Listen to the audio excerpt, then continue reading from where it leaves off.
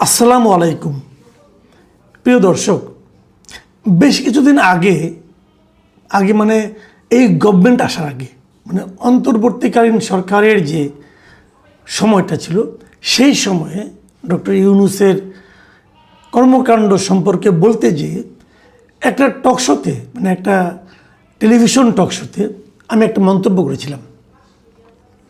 সেই মন্তব্য নিয়ে তখন অনেকে আমাকে বলেছিল এই ধরনের কথা। আমি কেন বললাম? আমি যে কথাটা বলেছিলাম সেটা হলো যে আমি বুঝতে পারি না ডক্টর ইউনূস কিভাবে মানে এতগুলো অযোগ্য লোককে একত্রিত করতে পেরেছিল। এই জন্য ওনাকে একটা পুরস্কার দেওয়া উচিত। মানে এতগুলো অযোগ্য বলতে আমি বলেছিলাম উনি যাদের নিয়ে ক্যাবিনেট সাজিয়েছিলেন, যাদেরকে উপদেষ্টা বানিয়েছিলেন, তাদের যোগ্যতা সম্পর্কে, তাদের অযোগ্যতা সম্পর্কে, তাদের বৈশিষ্ট্য সম্পর্কে বলতে যে আমি এই কথাটা বলেছিলাম যে এতগুলো অযোগ্য লোক উনি কিভাবে একত্র করলেন। মানে আপনাকে যদি কিছু লোককে একত্র করতে বলা হয় যে সবগুলো অযোগ্য লোককে তুমি একত্র করো, আপনি কিন্তু 2-3টা করার পর পাবেন না। এত অযোগ্য লোক পাবেন কোথায়? কিন্তু উনি পেরেছিলেন, ওনার সেই দক্ষতা ছিল।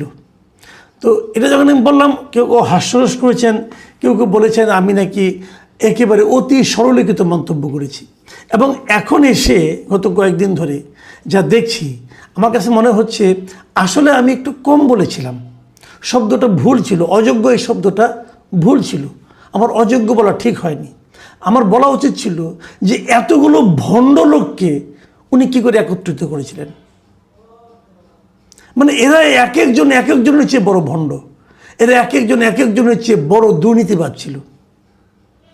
উদাহরণ দিচ্ছি আপনাকে, আপনারা নিশ্চয়ই খেয়াল করেছেন গত কয়েকদিন ধরে কয়েকজন উপদেষ্টা, বেশ কয়েকজন উপদেষ্টা, আপনার ব্রিগেডিয়ার সাখাওয়াত হোসেন, তারপরে আপনার নূরজাহান ফরিদা আক্তার, তারপরে আপনার ডক্টর আসিফ নজরুল, তারপরে তৌহিদ হোসেন, এরা সব উপদেষ্টা ছিলেন। কিন্তু এই উপদেষ্টারা বিভিন্ন সময়ে নানা রকম কথা বলতেছেন। তারা কথা বলতেছেন কী নিয়ে? তারা কথা বলতেছেন ওই সময়ে শেষ দিকে এসে যে যুক্তরাষ্ট্রের সঙ্গে যে বাণিজ্য চুক্তি হয়েছে এটা নিয়ে কথা বলছেন।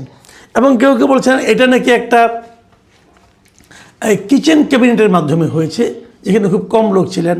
আবার কেউ কেউ বলতেছেন এটা কেবল ডক্টর খলিলুর রহমান এবং বাণিজ্য সচিব ওই সময় যিনি ছিলেন শেখ বশিরউদ্দিন, এই দুইজন এবং তার সঙ্গে ইউনূস সাহেব, এই তিনজনের আগ্রহে হয়েছে।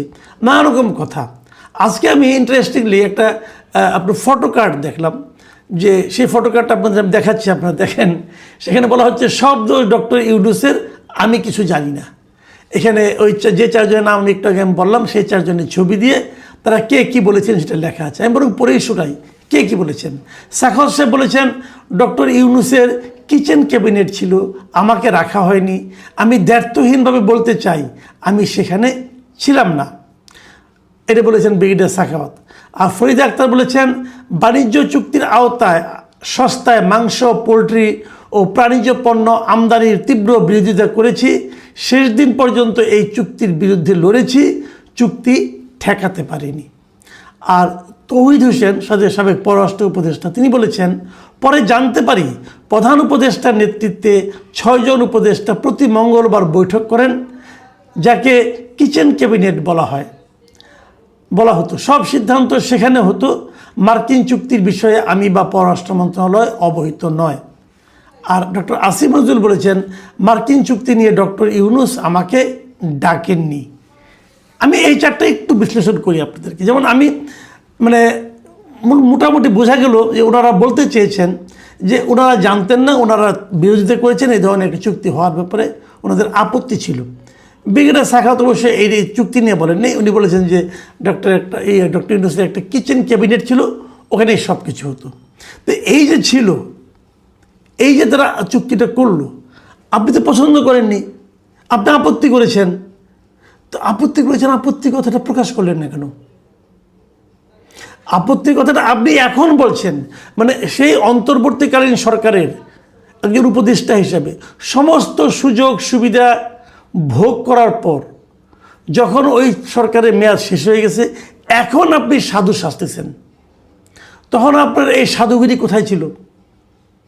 এই যে বানিয়ে বানিয়ে নিজেকে সাধু প্রমাণ করার প্রচেষ্টা, এটাকে বলা হয় ভণ্ডামি। আপনি আরও যা কয়দিন দেখবেন অনেকেই বলবে, আসিফ মাহমুদ সজীব ভুঁইয়া বলতেছেন ওখানে একটা ডিপ স্টেট ছিল, ডিপ স্টেট তাদের কী করতে চেয়েছিল, তো তখন বললেন না কেন? তখন বললেন না কেন? মাহফুজ আলম তিনি অনেক কাহিনী জানি, মানে জ্ঞান গর্ব কথা বলতেছেন, তখন বললেন না কেন? তখন আপনারা পদত্যাগ করতে পারতেন, বলতে পারতেন, এতে দেশের ক্ষতি হবে। তহিদ হোসেন সাহেব বলছেন, উনি কি বলছেন, তুমি নাকি 3 বার পদত্যাগের কথা ভেবেছেন, মানে বলেন নাই, কিন্তু বলতেন 3 বার পদত্যাগ কিন্তু দিয়েছিলাম তাহলে বুঝতাম, তা না, উনি ভেবেছেন, কিন্তু সরকারের ভাবমূর্তি নষ্ট হবে এটা ভেবে আর পদত্যাগ করেননি। আপনার কাছে সরকারের ভাবমূর্তি বেশি না এই দেশের ভবিষ্যৎটা বেশি? এই সমস্ত লোক তো ভণ্ডের ভণ্ড, চূড়ান্ত ভণ্ড। এই ভণ্ডরা এখন মহানায়ক সাজতেছেন, সাধু সাজার চেষ্টা করতেছেন। কি বলবেন? আপনি পারতেন তখনই বলতেন, কেন হয় নাই বাংলাদেশে এরকম? এর আগে যে ডক্টর ইয়াজউদ্দিন আহমেদ উনি যখন প্রেসিডেন্টও ছিলেন, উনি যখন প্রধান উপদেষ্টা ছিলেন, একই সঙ্গে 2টো পদেই ছিলেন, তখন কি 4 জন উপদেষ্টা পদত্যাগ করেননি? করেছিলেন। আপনারা করলেন না কেন?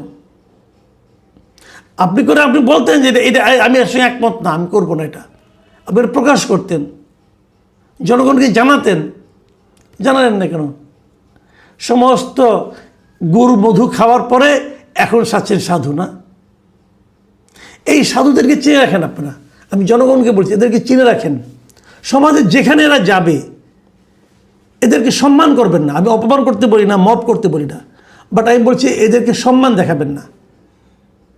এরা কেউ সম্মানের যোগ্য নন। ফরিদা আক্তার এত কিছু করেছেন, ওনার হাজব্যান্ড ফরহাদ বাজার এখন বিপ্লবী কথাবার্তা বলেন। তখন তো আপনার ঘরেই থাকতেন, উনি প্রতিদিন অফিস থেকে তো আপনার ঘরেই ফিরতেন। বললেন না কেন পদত্যাগ করতে থাকে? বললেন না কেন এই বিষয়গুলি জনগণের সামনে আনতে? বলেননি। এরা সবাই গিয়েছিল যার যার নিজস্ব স্বার্থ চরিতার্থ করার জন্য। দেখেন, সবারই কিন্তু মানে আপনার অভিযোগের তীর কিন্তু একজনের দিকে, সেটা হল ডক্টর খলিলুর রহমান। এই খলিলুর রহমানই এই চুক্তিটা সম্পাদন করেছে। চুক্তিটা কত খারাপ আপনারা যেটা জানতে চান, আজকে একটা দৈনিক প্রথম আলোতে একটা নিউজ বেরিয়েছে, আপনারা পারলে পড়ে দেখেন। এটা প্রফেসর আনু মোহাম্মদ জাহাঙ্গীরনগর ইউনিভার্সিটির টিচার ছিলেন, ইকোনমিক্সের অর্থনৈতিক শিক্ষক ছিলেন। তিনি একটা লেখা লিখেছেন, আপনারা পারলে একটু পড়েন। এই লেখাটা শিরোনামটা খেলে আমি পড়ে শোনাই।